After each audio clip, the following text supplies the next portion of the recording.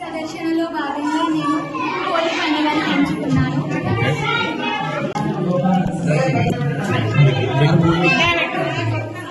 వీళ్ళు హోలీ తగ్గట్టే డ్రెస్సులు వేసుకున్నారా?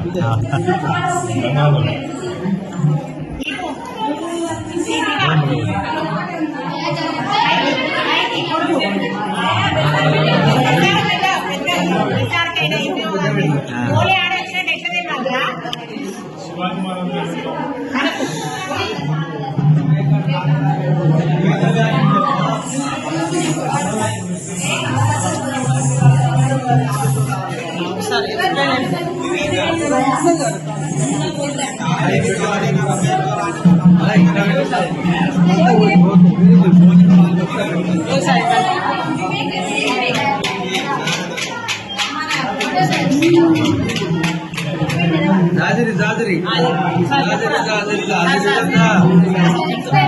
జాజిరా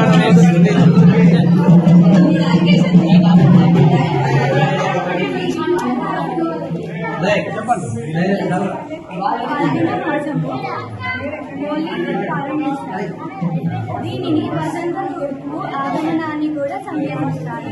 వసంతోత్సవముగా కూడా అందరూ పిలుచుకుంటారు.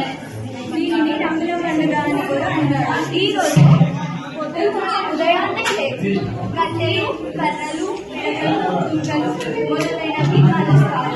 ఎందుకంటే హోలీ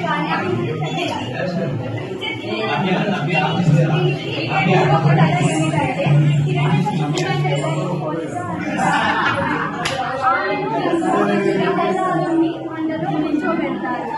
అప్పుడు హోలికాకేమో కవచకుండలాలు ఉంటాయి, ప్రహ్లాదునికి ఉంటాయి. దానివల్ల హోలికా దగ్గర ఉన్న కవచకుండలని ప్రహ్లాదునికి పెట్టి హోలిక చనిపోయేటట్టు చేస్తారు. ఈ విధంగా హోలికాను ప్రహ్లాదుని హిరణ్యుడు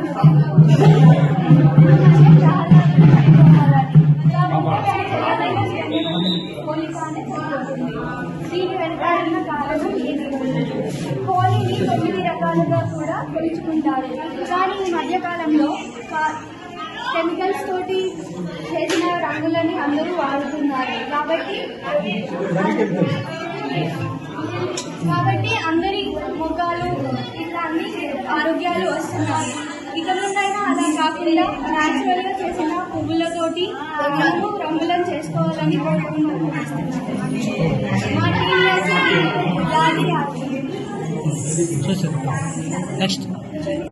శుభాకాంక్షలు. మేము ప్రాజెక్టులో తెలుగు భాషల ప్రాజెక్టులో భాగంగా పక్షులను కాపాడదన్న ప్రాజెక్ట్ తీసుకున్నాం. పక్షులు అంతకుముందు చాలా మనకి అవుపించేది. మన క్లాస్ లో కూర్చున్నా కూడా కిటికీల వైపు ఉండేది. కానీ ఇప్పుడు మనం చూద్దామన్నా కూడా కనిపిస్తలేవు.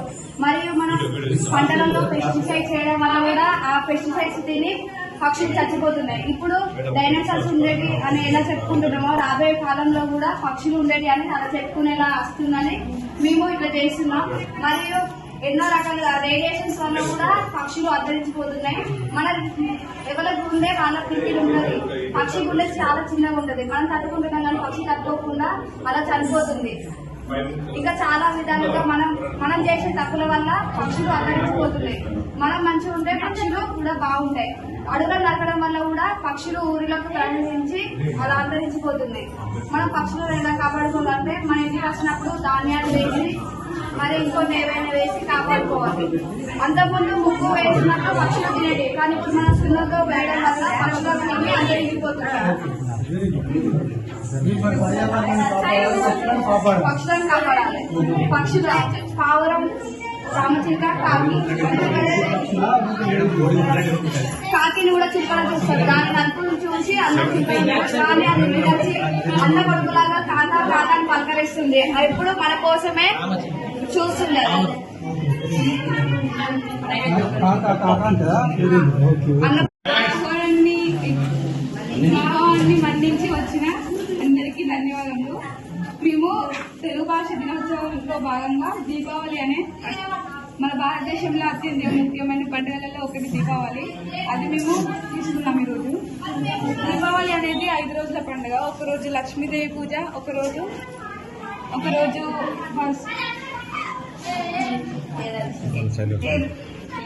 ఒక్కొక్క దేశంలో ఒక్కొక్క తెలుగుగా జరుపుకునే పండుగ దీపావళి. మన తెలంగాణ రాష్ట్రంలో మాత్రం 5 రోజుల పండుగ జరుపుకునే పండుగ దీపావళి. కూడా దీపావళి ఉంటాయి కదా. థర్డ్ రోజు ఒకరోజు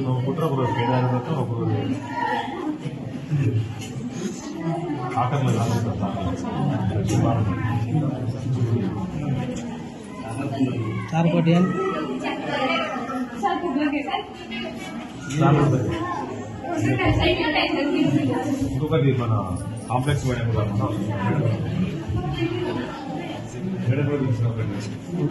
కాంప్లెక్స్ అయితే కూడా